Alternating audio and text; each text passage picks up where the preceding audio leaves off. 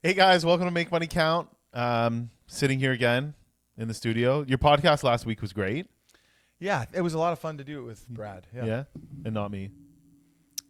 It's always fun to do it No, with I'm you. just Just joking. like to have somebody who is championing for change right now in the city government and who's so involved in it on a daily basis. It was great to have him. That's Great, awesome. really smart guy. Yeah. That's awesome. And like you can tell he's really passionate about the city. For sure. Like this is not an act. Yeah.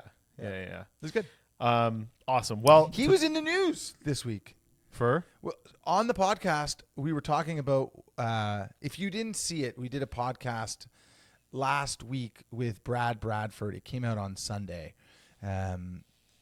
It's doing really well. Like it's an hour long podcast. right. So for sure you got to watch it at like 1.25 speed. But we discussed what Toronto could do like on a municipal level to deal with tariffs. Right. And his idea was to decrease property taxes for kind of industrial employment lands. And he proposed it right away. Like he's tabled it now. Like he doesn't waste any time. Right. Yeah. It gets down to business. He's an impressive guy. Awesome. Well, today, lots of stuff going on. I think the first thing we're going to be talking about is inflation numbers. You know, before we came over here, a colleague of ours, Tauhida, shout out Tauhida, we love you, was talking about how there's no eggs at Costco anymore. And we were looking at she went and there was no eggs left because everyone's snapping up eggs. Apparently eggs went up like 15%. It says in one of the articles that we were looking at here. In the States, yeah. Yeah. But apparently people are going cuckoo for eggs here too now. But we'll see. I don't know. I guess eggs are such like a cheap source of good protein, right? For sure, yeah. We eat them every day. Yeah. Love eggs. I love them. Yeah, I love yeah. them. We eat egg bites. Yeah. Yeah. But yeah, inflation numbers in the States on the way up. So it kind of feels like we're playing a game of chicken. Like it feels like Trump is playing a game of chicken. Right.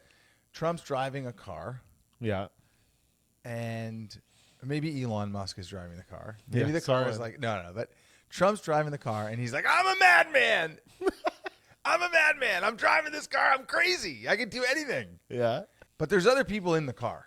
And those people, and we'll talk about some of them, like Ray Dalio and Ken Griffin and the CEOs of a lot of these multinational corporations, are probably cautious. I mean, for sure they're cautioning because they're coming out on CNBC and Bloomberg and they're speaking about their concerns for this tariff game of chicken. Right. And those voices are getting louder. So, like, as much as we should be fearful of what Donald Trump's doing, we still have to understand that he still has his constituents, the American people, to answer to, and the billionaires that helped him get elected to answer to. And the longer this trade war, and it's already a trade war, the longer it goes on for, the more it's going to hurt the American people, and those billionaires will further criticize Trump. And he doesn't have, like, Trump didn't win 100% of the vote. Right. Yeah. Sure, he went in, he has a great mandate, he got 55% of the vote, or whatever it is. Not 100% of the Popular vote, yeah. And he got in. He became the president of the United States on the premise that he was going to make things more affordable and he was going to reduce inflation and help Americans succeed economically. Mm-hmm. That means more money to spend on things and things being less expensive. Right. So you asked about, the U.S. inflation. U.S. CPI up 0.5 point. Yeah. Eggs up 15%. Yeah. That's a lot. That's a lot. Scary stuff. Yeah. Do you have that, Austin? Should we pull that up? So U.S. CPI came in at 3%. You better believe that Donald Trump does not like it. Like no real impact on the market today. Market's flat off of this information. Mm-hmm. Federal Reserve is in there saying we're not in a recession. But if you start introducing tariffs, inflation's going to go up. Right. Right. you're going to increase the cost of everything. And the interconnectivity of everything is like the other thing that's so wild. Like I was reading this piece on the auto industry and how, you start a part in Canada and then you move it to the United States, and then you add parts to the part in the United States, and you send it back to Canada. And then Canada adds some things, and then it goes back to the United States, and then it comes back to Canada, and then gets put in a car and then gets sent to the United States. Yeah, we talked about this the other week. Right. It's like, I don't know how many times, but yeah. Right. But you want to tax steel and aluminum.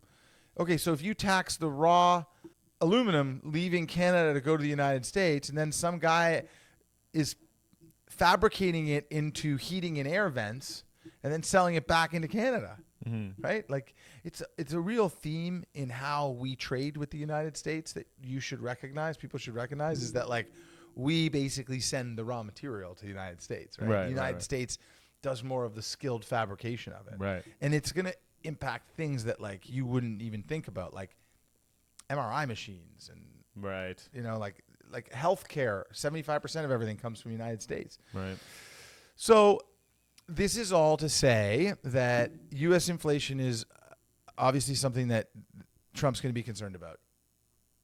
The billionaires talking in Trump's ear eventually will grow louder. Those voices will grow louder and louder.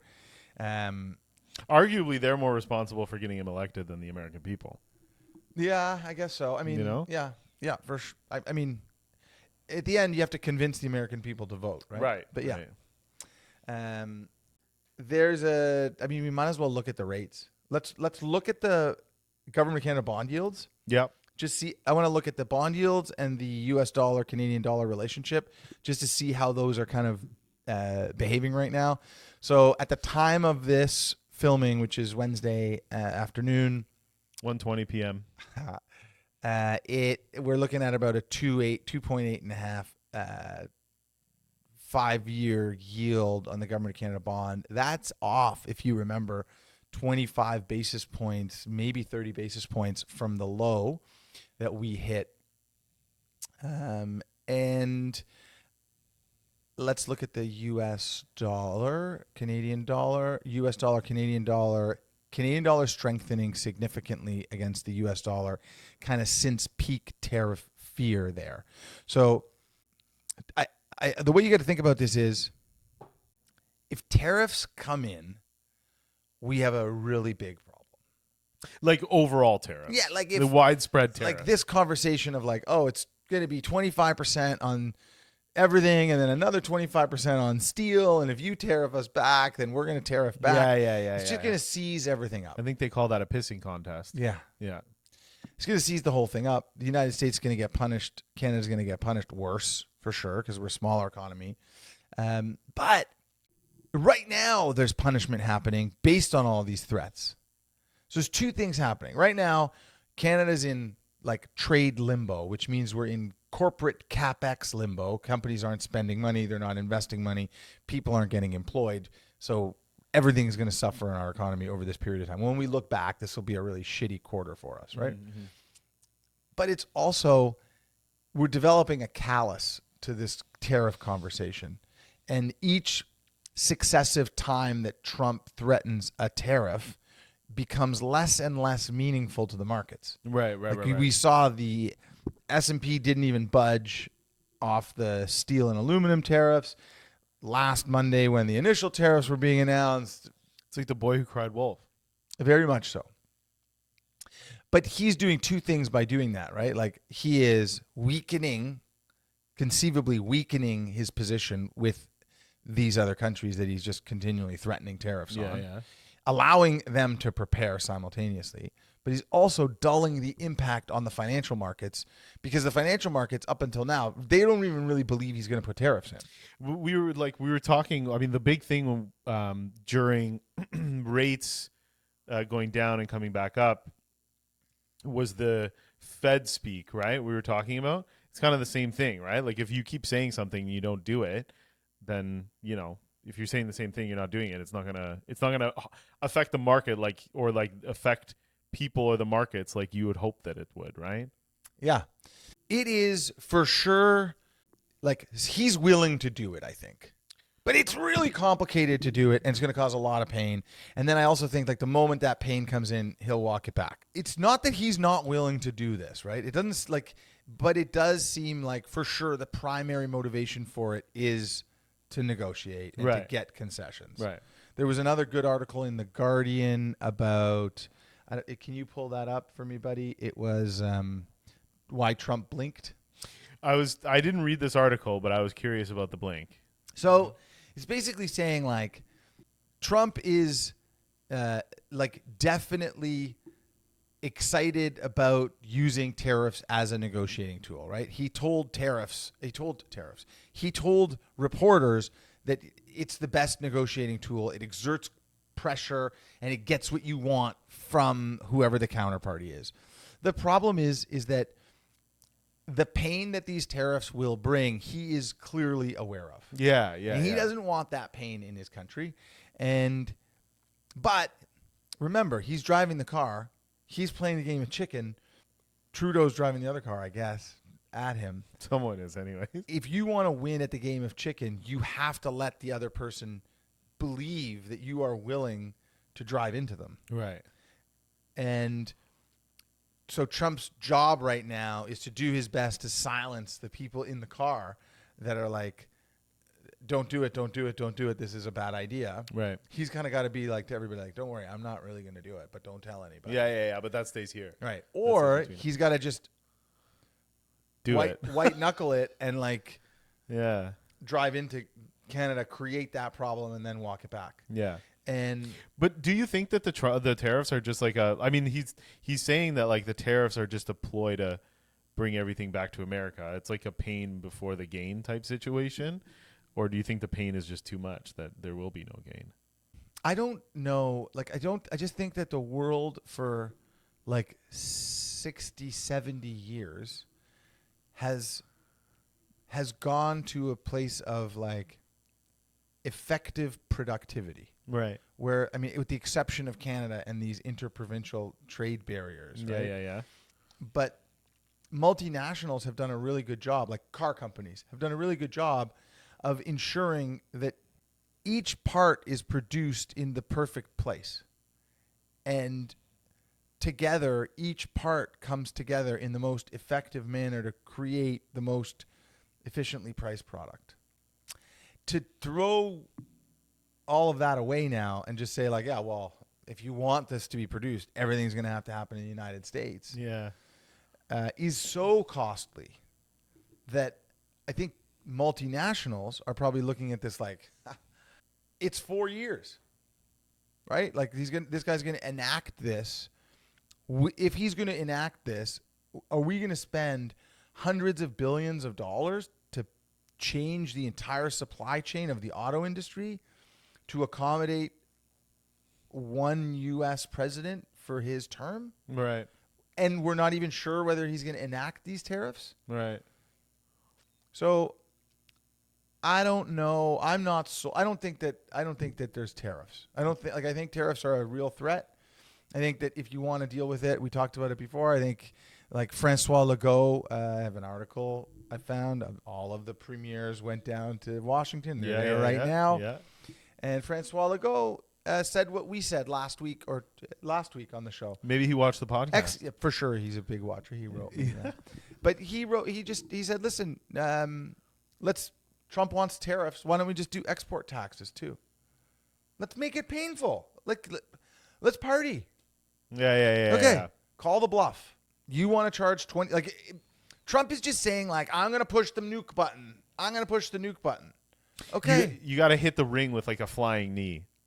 You know what I mean? think so. Yeah, we talked about that last week. Yeah. Anyways, I think, and the other thing is like, how many battles can you fight at once on all fronts? But if Canada imposed an export tax on oil, an export tax on electricity, inflation numbers in the United States are going to spike, not for the entirety of the continental United States, but for those states that depend on Canada, it is going to hit them. It's going to hit them at the gas pump. It's going to hit them on their heating bills. And those are things that are going to very, very quickly get into Trump's ear. And in a state that Trump may have won by 1 percentage point, there's going to be 15% of the populace that are going to not like Trump anymore. He's going to be aware of that. So, and then there was a few other articles that I had just about like some really smart people that are starting to speak out against it, like Ken Griffin from Citadel. Do you want to put that up there? Where, you know, Ken is just basically saying, listen, like, great, you know, negotiating tool. Like, I get it. But the amount of damage that these tariffs are going to cause and have already caused by fraying relationships with our trading partners, we might not be able to walk this back. Right. So let's put the brakes on this. Listen, Trump likes to be the center of attention, right? Yeah. Apparently they pumped in applause when he went into the Super Bowl. No, really? Yeah, like Fox had it. I was amazed. Rupert Murdoch, the CEO of Fox, or chairman or whatever, 93, going on 94 years old, is at the Super Bowl. I remember they clipped to him at like the third or the fourth quarter. And I was like falling asleep. And here I am falling asleep. I can't even stay awake. And the 93-year-old guy who probably flew from Australia that morning. I was asleep by the third quarter. Yeah. By the end of the third quarter. Yeah. So, but anyways, Fox, which controlled it, apparently they pumped in applause for when Trump came out. Listen, that's weird. Our job is to try to help guide Canadians, right? Canada has a lot of problems right now, right? We don't have a leader. We're dealing with a war, a trade war, but a war from the United States. And Canadians are sitting at home and they're thinking like, okay, what am I going to do with my mortgage? Variable or fixed? The answer is variable. Because no matter what, regardless of the recent data point that we got for Canadian employment numbers last week, interest rates are going down in this country. They are not going up. We don't have anything else that we can use right now to instigate a positive change in our country. Hopefully in the future, we're going to now use this threat that we're under to give a government a stronger mandate, which is also very strange because that government, it's looking like it could more and more be a liberal government. Like our government? Yeah. So my brother-in-law, okay, Leo, was explaining this to me. So around the December, January, Trudeau resignation, I don't want to leave, okay, I'm going to leave debacle, the Conservatives were tracking huge. Yeah. Huge to win. Well, this little gamesmanship and introducing Carney and Freeland to kind of vie for the leadership of the Liberal Party and the prime ministership has now led to people becoming more confident that Carney can deal with Trump. Mm-hmm. Trump and Carney's walked back a lot of the things that he had said previously, like the carbon tax. Stuff, yeah. And as a result, the Liberals have gained like almost 10 percentage points in popularity with the Canadian voters. I see a lot of stuff on Facebook. Maybe it's the Russians, who knows? But I see a lot of stuff on Facebook and Instagram that's like, it's like a direct comparison of like what kind of, education, finance-wise, business-wise that Carney has compared to Pierre. Pierre's a politician. Explaining how Carney can deal with this a little bit more efficiently, right? So it doesn't surprise me. Yeah. It doesn't surprise me. So regardless, whichever government we select in the next election, they're hopefully going to have a really strong mandate to put some pipelines in, abandon the barriers of free trade that we have, the barriers to trade that we have interprovincially. I was sitting with a couple of buddies, and they were saying like things that I didn't even know. But like, do you know that like a truck driver, like that passes interprovincially, needs like a different type of first aid kit, like to go from one province to another? So weird. And like there's regulations that are put in place to prevent trade interprovincially that everyone knows are bullshit. Right. Like the tread length of the snow tire, or you know what I mean? And we've said this way back when we were really talking about battling inflation. And we were talking about like what is something we can do to get ourselves out of this. And it was to reduce regulation, right? So if we can come out of this with a Doge style of attentiveness to expenses and regulation and a focus on making ourselves more productive, then it'll be amazing. And I do think the worst is behind us. Positivity. Yeah, I do. I think like maybe things get a little bit worse, but not much worse. Like I think we're really, really kind of scratching the bottom of this barrel right now. And the final thing that I want to say is everyone's talking about the Doge, right? The DOGE, the Department of Government Efficiencies. Right. Not to be confused with the coin. Yeah. And like, it's so clever. And I don't know whether this is lost on Trump, who so clearly wants all of the power, all of the attention, all of the time. And he's clearly made some kind of a deal with Elon Musk. But did you see when the Doge, who in Venetian times was the leader, but when the Doge, Elon Musk, went into the Oval Office? Do you want to play that clip for me, Austin? If the people cannot vote and have their will be decided by their elected representatives in the form of the president and the Senate and the House, then we don't live in a democracy. We live in a bureaucracy. I couldn't imagine something more kind of disrespectful to the presidency and the Oval Office. Like, this guy shows up, he's wearing a black trench coat, a Make America Great Again hat, and his son is there, and his son is like picking his nose and screaming. His son's dressed better than he is. Yeah. This guy, there's for sure I know why he wants to be where he is. Yeah. The businesses that he is in are stymied by regulation. Right. Internationally. Right. Right? He wants to remove all of that, and he's done it. So he is now no longer going to be constrained by regulation. Those businesses are going to move faster. Right. They're going to make more money. They're going to become more profitable. They are going to make bigger inroads into more industries faster than he could have ever hoped to have done so, and internationally because of where he is right now. Probably time to buy some stock. But eventually, Trump is going to figure out that Elon Musk named himself the Doge because the Doge is the leader. Right. And he's going to get pissed off. Trump, I'm telling you, if you're watching this, Trump probably watches For this podcast. sure Yeah. he's watching this. Okay. Listen, For sure.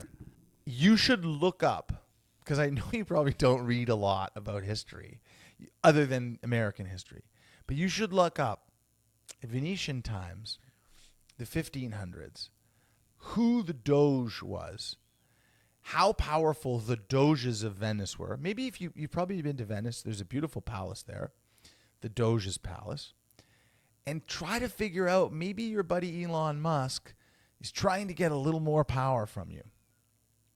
In the meantime, we're going to levy export tariffs. I'm speaking on behalf of Canada now.